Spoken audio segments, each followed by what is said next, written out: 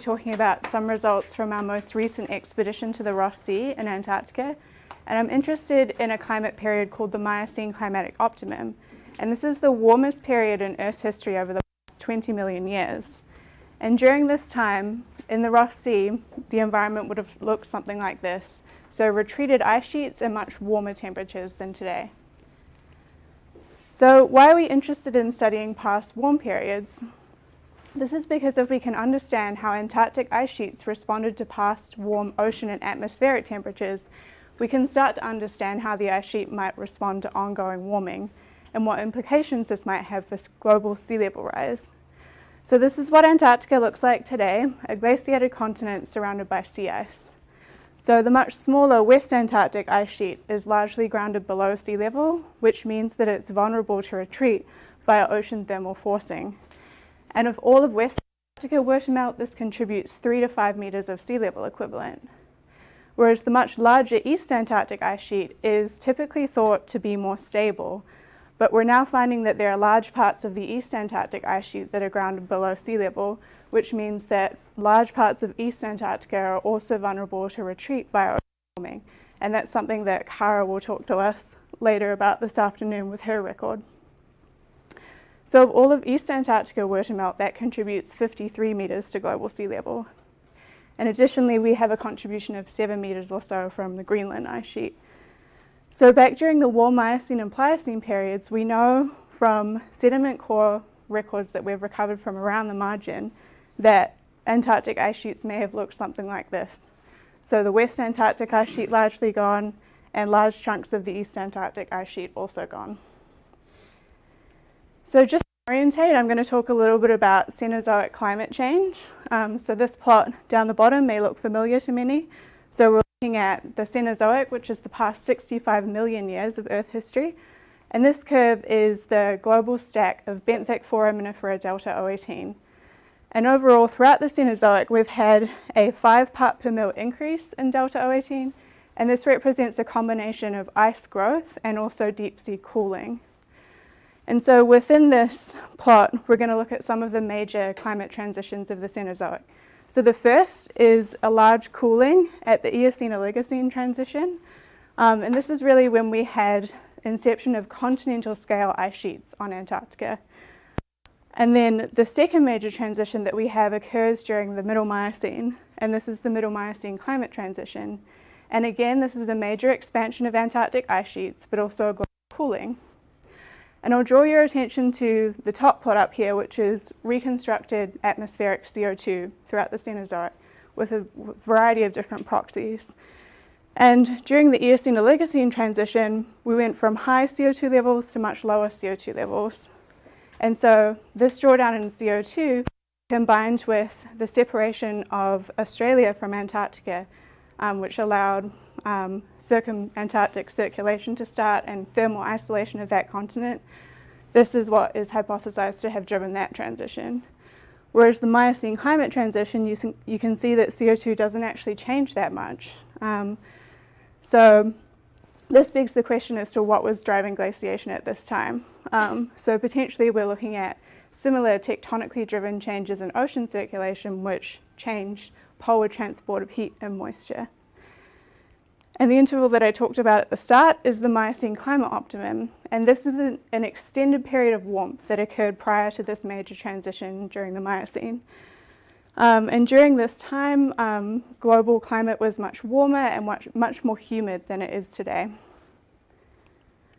So a more detailed look at the Middle Miocene. So this is a detailed geochemical record from the Southern Ocean at ODP site 1171. And we're looking at 16 million years to 13 million years ago. And we can see in the top plot here, which is sea surface temperature, that we had generally warm temperatures during the climate optimum and then a cooling across the transition. Similarly, we had deep water cooling at this transition. And this bottom plot here is representing changes in ice volume. So the delta O18 of benthic forans incorporates both an ice volume signal and a temperature signal. So if we have an independent measure for temperature, we can deconvolve what ice volume changes were. And so what we see occurring during the Miocene Climate Optimum is stepwise growth of Antarctic ice sheets. And this is all very well, but what we actually need are records from close to the Antarctic continent that actually record this potential ice advance. And so that's part of what we were trying to do when we went down to the Ross Sea last year. So here is my study site, the Ross Sea. This is the continent here, the Ross ice shelf, and the shelf break here. And the site that I'm focusing on is U1521, and this is on the outer shelf of the Ross Sea. So today this site is influenced by deepwater formation that forms in polynya systems of the Ross Sea, so very saline and cold bottom water cascades down across the shelf.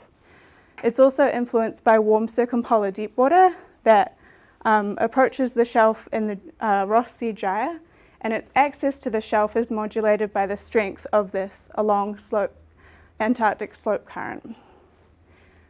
And so we know that oceanography was different during the Miocene, but presumably there was still some component of northern sourced warmer waters coming onto the shelf, and potentially also some deep water formation happening as sea ice started to form.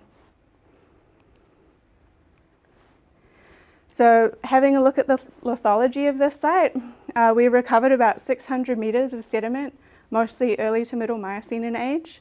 And I'm focused on this unit 3 here. So this is a diatom bearing to rich mudstone, and it contains abundant macrofossils like big bivalves, and also microfossils like foraminifera and diatoms. And so we can infer from both the sedimentology and the fossils that potentially we are looking at a depositional environment that is an open marine setting. And both in units 4 below and units 2 above, we have more gravelly type diamix sediments, and these represent more sort of ice proximal conditions. So on the ship, we derived an age depth model. And so we did this with a combination of dates from diatoms and also paleomagnetic reversals that we're able to measure in the core. So this interval here, this diatom bearing to rich mudstone, is the Miocene Climate Optimum. So we're looking at about 17 to 16 million years. And then really importantly, this unit is truncated by a hiatus. And so this hiatus spans from 16 to about 14.4 million years, and it represents shelf-wide advance of Antarctic ice sheets. And so when this happens, the ice shelf sort of bulldoze all the sediment off the shelf and you have nothing preserved. Then we have a small interval from 14.4 to 14 million years where we do have some sediment preserved before this major advance again, which is that traditional Middle Miocene climate transition, that major step that we see in Cenozoic ice sheet history. So to reconstruct ocean temperatures, I use an organic proxy called TEX86, and this is based on the relative distribution of lipids that are produced by marine archaea living in the water column.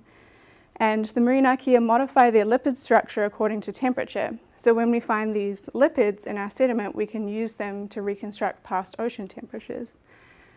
So what I see is an 8-degree warming within Unit 3, and we're looking at pretty warm temperatures, so like between sort of 2 to 10 degrees in the Ross Sea. And in this uppermost unit, we have the warmest temperatures of the whole record. If we look at biogenic silica percent, which is a proxy for productivity, we see that biogenic silica is very high in this unit, which is consistent with our interpretation of this as an open marine environment. So now we're going to reconstruct the environment using the temperature data. So this lower part of the record, so this Miocene Climate Optimum, we have these open marine conditions in the Ross Sea. And this is consistent with what we know from an inner shelf record from the Ross Sea.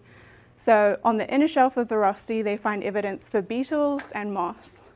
So we know that the area was vegetated at the time and had temperatures between 10 and 15 degrees Celsius. We also know from geological deposits that we had very wet and warm conditions, so wet-based glaciation, which is very different to what we have today. So this sort of warm ocean moisture source is consistent with what we're seeing on the land, and that's important because potentially we actually needed these warm ocean temperatures to grow the ice sheet during the Middle Miocene. Then moving into this gap that we have in the core here, this is where we had shelf-wide expansion of Antarctic ice sheets. And so this is, again, supporting the idea that we needed warm ocean temperatures to actually grow Antarctic ice sheets. Then here we have very warm ocean temperatures and some sediment preserved on the shelf, which means that we had a step back of the ice sheet at this time. So potentially at this time, ice sheets are actually retreating in response to ocean warming. And then finally, we have a very large hiatus that spans the Miocene to about 3 million years ago. And so this is sort of our expansion of the ice sheet that we know today. So comparing back to the records that I showed at the start, so this is 16 to 14 million years over here. Here's that stepwise ice growth that we saw evidence for in the deep sea record. And sure enough, our record on the outer shelf and the inner shelf have the unconformity at the same time. And this means that we have ice proximal evidence for advance of Antarctic ice sheets during the warm Miocene Climate Optimum. So in conclusion, we have this new sediment core record which tells us that we had major advance of Antarctic ice sheets prior to the Miocene climate transition during the Miocene Climate Optimum when ocean temperatures were still warm. And this really sort of can tell us something about the mechanisms of ice sheet growth at this time. So potentially we needed warm temperatures to provide a local heat and moisture source for ice growth. We also show that there's a bit of ice sheet retreat driven by ocean warming just prior to the major transition. So this begs the question is, are we changing our Antarctic ice sheet response to warm oceans? And I'd just like to thank the science party. It was about a year ago today that we went down. And does anybody have any questions?